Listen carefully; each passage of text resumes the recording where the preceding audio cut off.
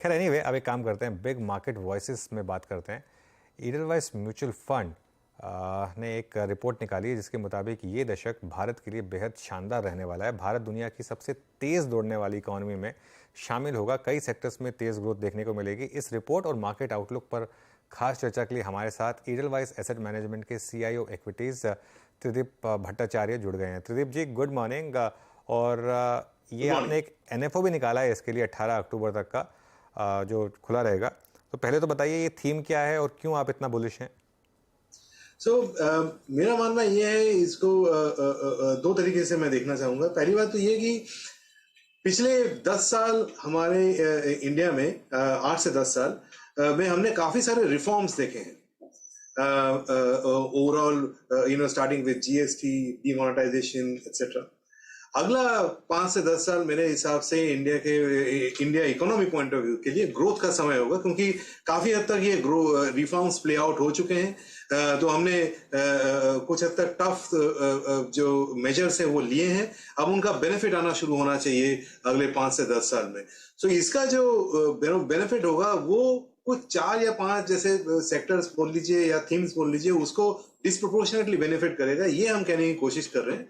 और इसलिए of course near term अगले 6 से 12 महीने में इलेक्शन का वोलेटिलिटी रहेगा, बट थोड़ा सा लॉन्ग टर्म सोचे 5 से 10 साल में, तो इनका बेनिफिट में काफी फायदा हो सकता है इन्वेस्टर्स को अगर इसमें पार्टिसिपेट करें तो ये हमारी थिंकिंग है।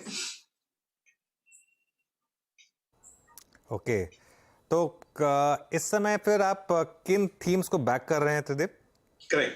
सो बेसिकली मेरा ऐसा मानना है कि अगर आप मार्केट को करंट लेवल्स पे देखें, जब हम मिड और स्मॉल कैप में एक 40-50% रैली देख चुके हैं पिछले 3 से 4 महीने में, उसमें हम लोगों को ये लगता है कि इसके बाद लोगों को थोड़ा सा इंक्रीमेंटल पैसा एक बैलेंस्ड पोर्टफोलियो में, balanced as in multi cap या फ्लेक्सी कैप, इस तरीके के पोर्टफोलियो में पैसे लगाने चाहिए।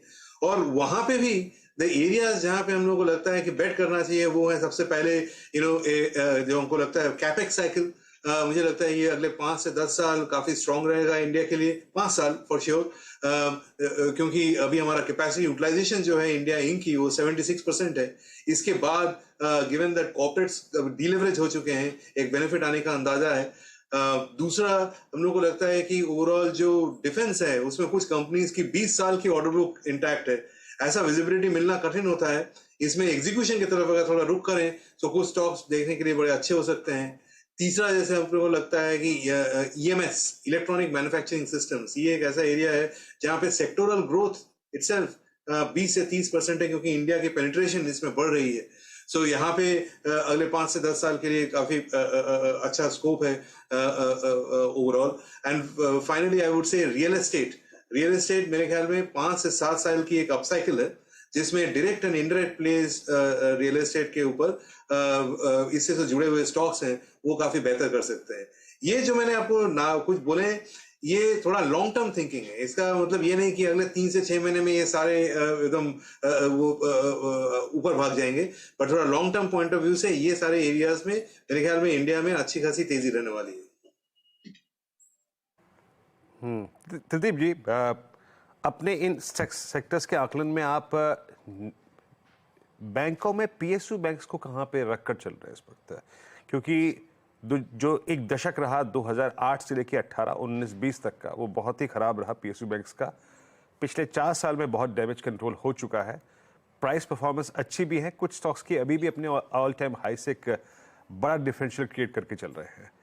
क्या पीएसयू बैंक्स को आप यहां से आगे चलते हुए वरीयता देंगे ओवर प्राइवेट बैंक्स?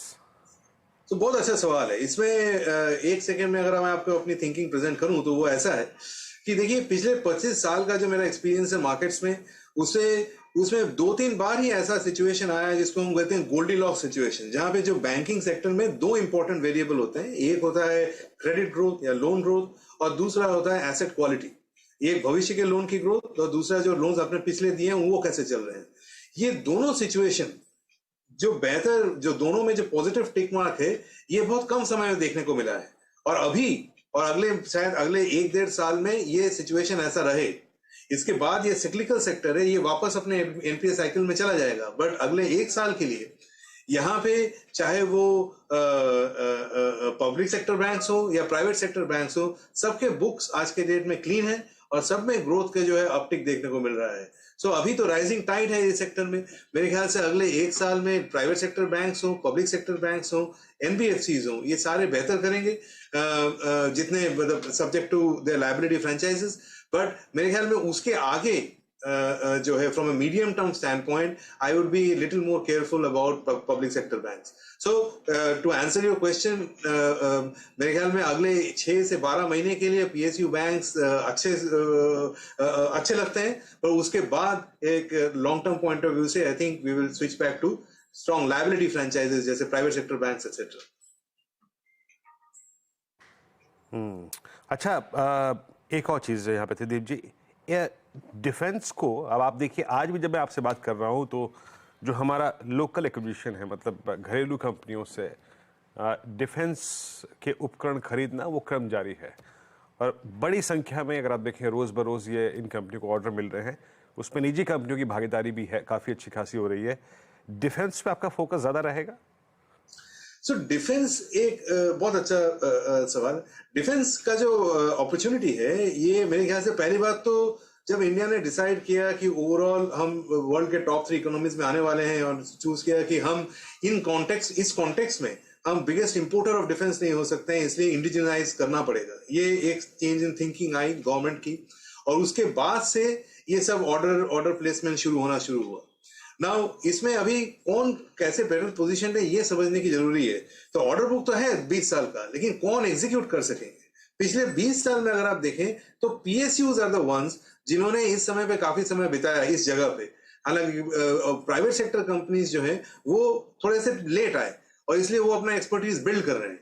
तो आज के डेट में from A near term perspective 1 से 2 साल के पॉइंट ऑफ व्यू से मेरे हिसाब से एग्जीक्यूशन कैपेबिलिटी डिफेंस पीएसयूज में शायद ज्यादा है। ये चेंज होगा over a period of time towards private sector, जैसे हमने बाकी सेक्टर्स में भी देखा है। तो अगर आज बोलिएगा कि डिफेंस पॉइंट ऑफ व्यू से, तो मैं कहूंगा कि हमारा रुझान जो है थोड़ा डिफेंस पीएसयूज की तरफ ज्यादा है, क्योंकि जो प्राइवेट सेक्टर प्लेयर्स हैं दे आर स्टिल स्मॉल, अपनी एक्सपर्टीज बना रहे हैं और over a period of time ये सामने आएगा। पर अगर आज से 1-2 साल की बात करेंगे तो उस समय प्राइवेट सेक्टर भी इसमें मीनिंगफुल पार्टिसिपेंट होगा। तो हमारे पोर्टफोलियोज में डिफेंस पीएसयूज भी हैं और कुछ प्राइवेट सेक्टर प्लेयर्स जिन्होंने पिछले 1 दशक में अच्छा एग्जीक्यूट किया है, वो उन पे हमने एक्सपोजर लिया है। सो आवर फ्रेमवर्क इज कि यहाँ पे ऑर्डर बुक तो 20 साल का है, एग्जीक्यूट कौन कर सकता है उस पे बेट करना चाहिए।